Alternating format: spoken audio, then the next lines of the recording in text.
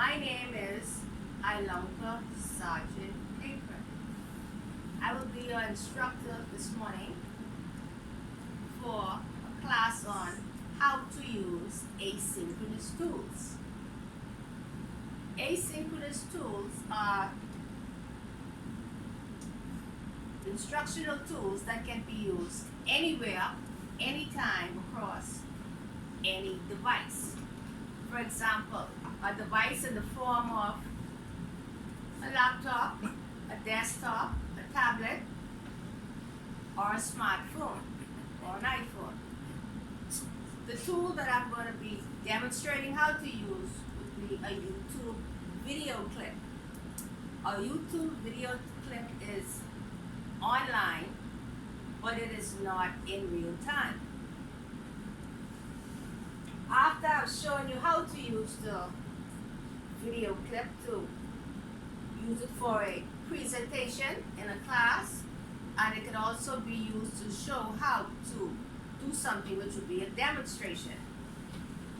I will show you how to troubleshoot the tool in the event that you have technical difficulties. I will also show you what to do by way of demonstration, a backup plan in the event that there's no electricity and there is no internet. Any questions? Okay, follow me.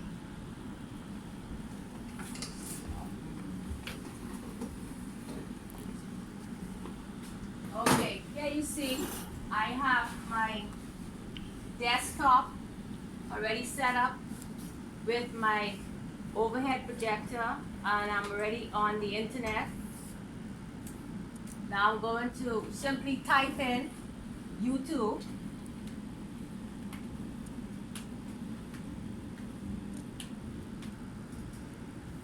Click on the link YouTube.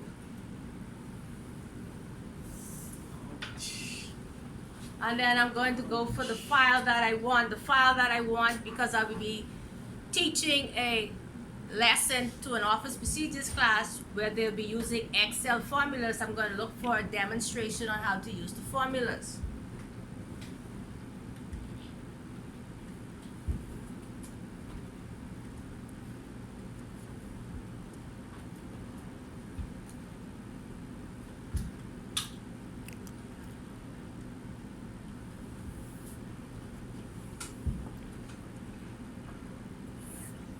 There it is, one popped up. This is the one I want.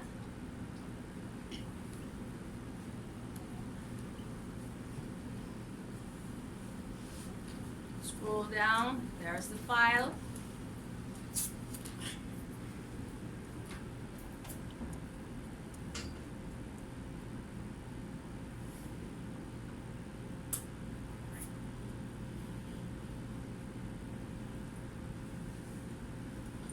File appears to be having an advertisement on it, so what I would do is simply click skip.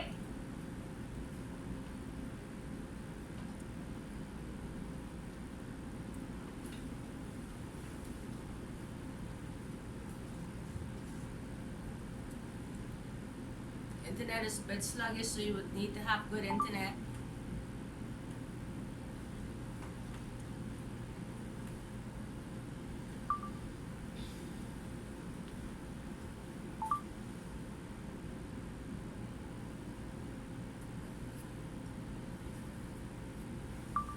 Okay, I've seen that we are having some difficulties here. So what I would do, seeing that I did this a few moments before, I would pause this here and I will open up one that is already up.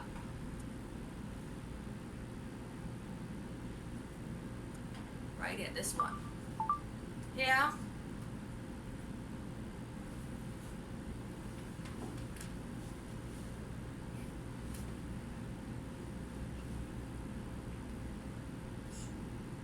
I would put on the closed caption in the event that we have persons who are experiencing eye problems. They can see as well as hear what's going on. I'm having audio problems. There we go.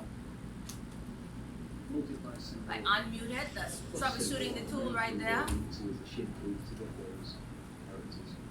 Okay, so with that covered, we'll go on and begin to create our first calculations. I've set up a little spreadsheet here. This is formatted in such a way to show the different symbols for division, multiplication, addition, and subtraction. And you'll see we have a set of very simple calculations for number 10.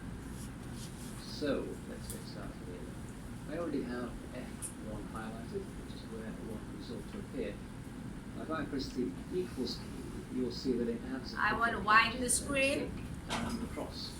There we go. Cancel. Press this right here, and the screen to be full. Take this one accepted. This is a closed caption right here for the text on the screen. Enter key for accept. So now I press the equals key and I can go on and start building my calculation. The first thing I need to do is click on the first number to include, and that's going to be this cell here, C1. So simply click on it. And as you can see, that value or cell reference, more importantly, goes into the cell. It's a division calculation, so now on the keyboard I'm going to press the divide symbol and then finally click on the second value that I want to include in my calculation, which is the value in E1. So we see there Excel has built up the formula for me, equal C1 divided by E1. And you'll notice it colour codes the cell entries as I select them. Now I'm going to use that little tick this time to accept the entry, so click on the tick, and puts the number 1 in there, and in the formula bar you'll see the formula we've just created, the calculation we've created. So the critical thing here is that we've used cell references rather than numbers. So on the screen when you see the results of the calculation, the formula bar shows the calculation behind that result. So let's move on and do the other calculation. So I'm going to click into cell F2 now. So it's equals on the keyboard. Click on the value containing cell C2. So C2 in the formula. Press the star sign on the multiply symbol on the keyboard. Then click on the second value. Click on that little tick to accept. And we get the correct result 100. So moving down then to F3. Equals again on the keyboard. Click the first value, this time it's the plus symbol on the keyboard. The second value, this time we'll press the enter key. Get the result 20. Finally, equals on the keyboard, subtraction. Click on the first value, subtraction symbol on the keyboard. Second value, insert the formula. Press the enter key again, we get 0. 10 minus 10 is indeed 0. The reason that we use the cell reference is that if any of these calculations now changes, or any of the original values changes, the result will also change. So if I change this cell in E4 to say 5 instead of 10, so just type 5, press enter, you'll see the calculation updates automatically to change the result. We can do the same thing in the next one above, so if I change that to 50 instead of 10, to 60, and if we change the second 10 in the multiplication to an 8, we should get 80, which we do. If we say 75 divided by 10, we get the result of 7.5. And that's the fundamental thing to understand about spreadsheets, is that when you create those calculations, and if I click on any one of those formulas again, this is why we use cell references as opposed to numbers. We can use numbers instead of cell references, but it won't work correctly. So if I just delete that calculation out of F1, recreate it, so equals on the keyboard, and this time I'm going to type the numbers. So let's type 75 divided by 10. Press the enter key, and we get the same result, that's great.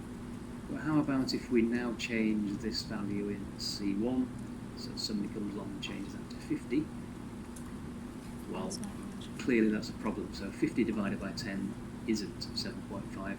So let's just fix that by, again, deleting equals on the keyboard, click the value in the cell, divide on the keyboard, click the value in the second cell. Okay, I'm going to pause the video here. If you notice, the video is 13 minutes and 47 seconds, depending on what all you need to have your class know or your students. You would stop the video wherever. Now, what I'm going to do is show you what to do in the event that you have no internet. What you would do is go to Google, and you would type in YouTube MP4. Now, MP4 is used for video clips when you want to convert them to a file.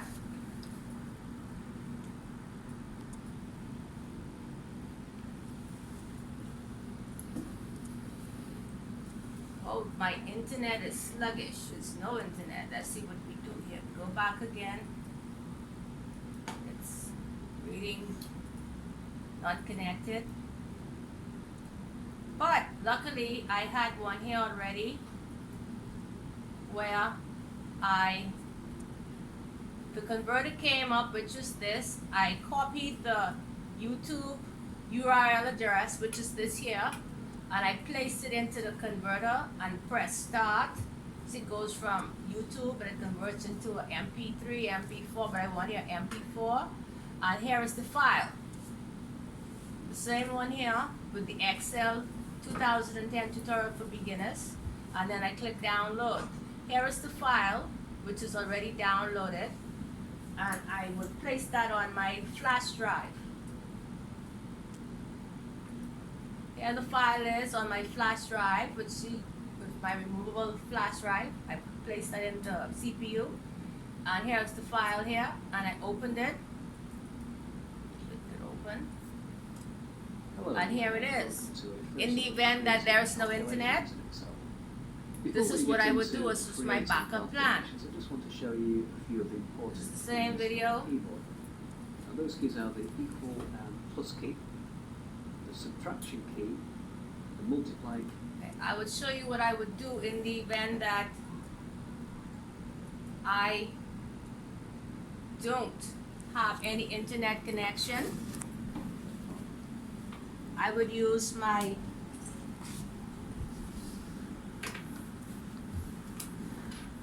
iPhone. On the iPhone, I would select the YouTube.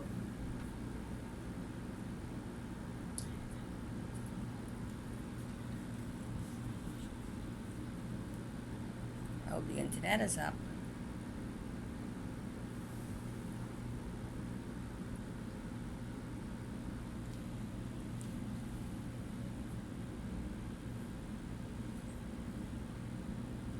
Search.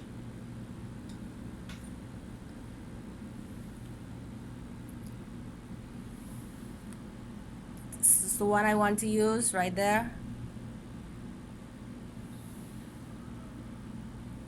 I want to show it to my class. Here's the ad came up. I want to press. Oh, come on. Work with me here. An ad is coming up.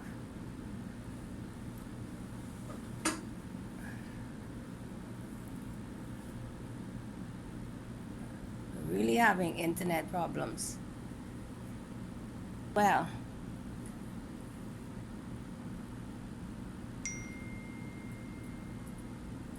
okay.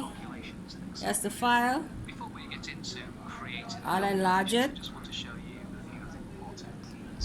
for the class to use, and I'll place it on my makeshift stand so everyone can come around and see.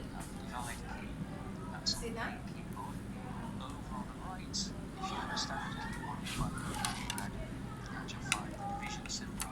Plug it in here. Create. I'll also make sure I have my battery plug in. Show the battery. plugging it in. Find that with the multiply And symbol this is my and the plus symbol, portable charger. to get those characters. This part goes into the phone, and this part goes into the CPU to charge it back up. This is my backup plan. I hope you have learned something today in how to set up your asynchronous tool. This is a video clip which I have demonstrated how to use it from a computer, and you go live to show it in the class.